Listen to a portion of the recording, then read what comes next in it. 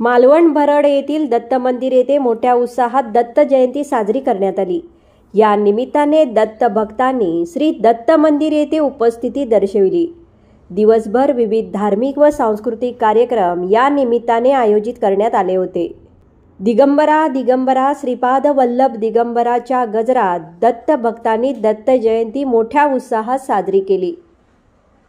पाहुयात श्री दत्त जन्म सोहळा।